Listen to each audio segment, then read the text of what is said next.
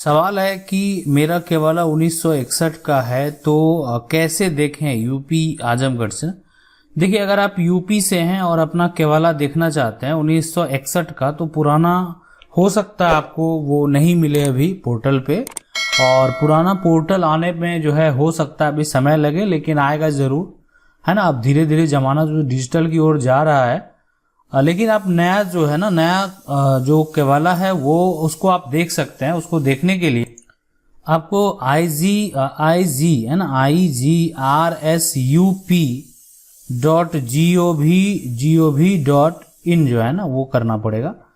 तो आपको ये आप आप देख रहे हैं साइट है, आपको इस पे जाना होगा इसके लिए, ठीक है। तो इस पे जाके जो है आप अपना डिटेल जो नया वाला है वो आपको मिलेगा। 1961 का हो सकता नहीं मिले, और आने वाले समय में जल्द जो है ये पुराना से पुराना भी जो है वो ऑनलाइन जरूर होगा। चलिए अगला सवाल देखते हैं। ये पूछा सर 1940 से 45 का लैंड सेल पेपर जो है कैसे चेक करें।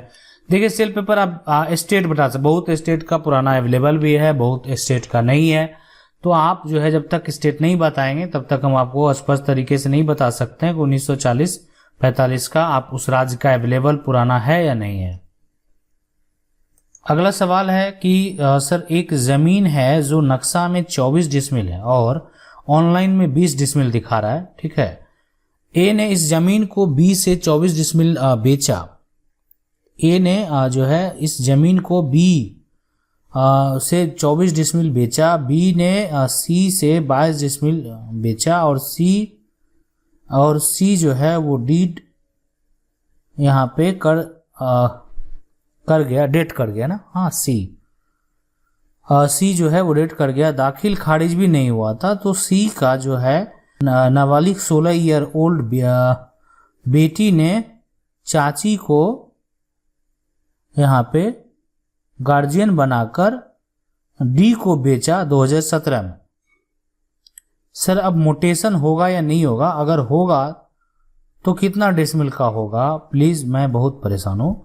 देखिए, अभी हम आपको बता देना चाहते हैं कि जमीन जो नक्शा में है 24 डिसमिल, और जो ऑनलाइन जो अगर मान लेते हैं ऑनलाइन जो दिखा रहा है उसका तो अलग बात है।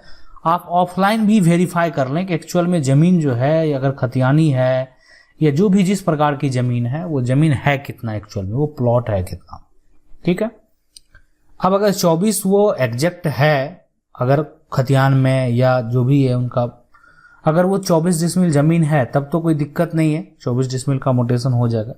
लेकिन अगर वहाँ दूसरी बात है कि 24 का नहीं होगा, इसलिए कि यहाँ पे फिर 22 ही डिसमिल जो है बेचा, 2 डिसमिल तो वहाँ बच ही गया, तो 22 का हो जाएगा। लेकिन अगर वो 20 है तब फिर वो 22 का नहीं होगा, 20 का ही होगा। अगर वहाँ पे भी 20 ही है जो खतियान है, तो फिर 20 डिसमिल का ही जमीन का जो है दाखिल खारिज होगा। रही बात अब यहाँ पे एक ये है कि देखिए, गार्जियन बना के ये चीज जो पुष्टि है ना, अब ये डिपेंड करता है सीओ के द्वारा कि यहाँ पे हो सकता है आपको थोड़ा सा जिन्होंने खरीदा है गार्जियन बना के जो है एक तरह से वो जो डी अगर दाखिल खारिज कराने का प्रयास करेंगे तो उनको कहीं ना कहीं जो सी है, जिनको जो बेचने वाले हैं, उनकी बेटी है और उसके साथ साथ जो गार्जियन है उनका सपोर्ट लेना पड़ सकता है। साथ साथ में जो जिनके नाम से वो जमीन है उनका मृत्यु प्रमाण पत्र का भी जरूरत पड़ सकता है, तो ये आप बनवा लेना चाहिए। अगला सवाल है कि सर मैं अपने पापा के नाम से 1 कट्ठा जमीन खरीद रहा हूँ। जमीन उनके परदादा के नाम से है, क्या उसके पोते उस जमीन को बेच सकते हैं? क्या मैं खरीद लूं? देखिए, बिल्कुल बेच सकते हैं, और जो है आप खरीद भी सकते हैं, ठीक है। लेकिन अगर पोते के नाम से जमीन हो जाता तो ज्यादा सही होता, ठीक है। पोते के नाम से जमीन अगर हो जाता तो आपको आगे चल के कोई तरह का दिक्कत नहीं होता। लेकिन अगर ठीक है, अगर नहीं भी है तो आप खरीद सकते हैं, उसका दाखिल खारिज जो आप करवा सकते हैं, अगर कोई भी विवाद ना हो तो कोई तरह का दिक्कत नहीं होगा। अगला सवाल है कि sir degree in original suit जो है मिलने के बाद भी लिमिटेशन एक्ट, देखिए जब उसी चीजों के लिए एक तरह से डिग्री इन ओरिजिनल सूट जो है अगर मिल चुका है तो फिर लिमिटेशन एक्ट को उस समय से पहले ही देखा जाएगा, उस समय के बाद नहीं देखा जाएगा, ठीक है। और वो भी डिपेंड करता है कि आपका किस टाइप का मसला है, उस पर भी डिपेंड करता है। अगला सवाल है कि सर जो है यहाँ पे अलॉटमेंट जमीन का क्या रूल है 1972 से जो है कांग्रेस ने लोगों को, नहीं, जमीन को अलॉटमेंट किया गया था उसको आप बेच नहीं सकते, बाकी सब कुछ कर सकते हैं, कोई तरह का दिक्कत नहीं है। जो दिया गया आप फिलहाल उसका बिक्री के लिए जब तक कोई भी यहाँ पे रूल नहीं आएगा नियम तभी आप बेच सकते हैं। ऐसे आप बेच देंगे तो एक तरह से इलीगल होगा। अगला सवाल है कि सर हमारे माता का देहांत 1987 में हो गया था। मेरी आयु 5 वर्ष, भाई की आयु 3 वर्ष और 9 महीने की, बहन मात्र 9 महीने की थी। फिर पिता ने जो है डेट कर दी 1993 में हो गई और उस समय मैं 10 वर्ष का, भाई 8 वर्ष का और बहन 6 वर्ष की थी। पिता जो है मरने से पहले मुझे एरिया बताया था कि इस एरिया में मकान है जिसमें 2 किराएदार रहते हैं। मैंने एक पिता के जो है बहुत खास आदमी से पूछा तो उन्होंने कहा कि ऐसा नहीं है। तो मैंने भी मकान जो है नहीं होगा क्योंकि मैं बहुत छोटा था और ये बात मेरे पिता के बड़े पापा के लड़के को भी बताई। उस एरिया में 3 बार गया। अभी एक खास दोस्त ने बताया कि मैं गया था, तुम्हारे पिता ने पेड़ लगा रखे थे। मेरे समय जो है प्लॉट ही था। अब इतना जो है एक तरह से जो है यहाँ पे 3032 है ना, ये 30-32 हजार रुपये में खरीदा था वो। मेरे पिताजी की मौत एक जो है होटल में हो गई थी। किसी ने मारा था, ये बीमारी के कारण नहीं पता चला। ये अटैची साथ रखते थे, वह भी गायब है। मुझे एरिया जो है सेक्टर भी लगभग पता चल गया है। 1993 में बताया था तो मकान बना था जिसमें 2 किराएदार रहते थे। इसका अर्थ है कि नगर निगम में भी दर्ज होगा। सर मैं कैसे पता करूं?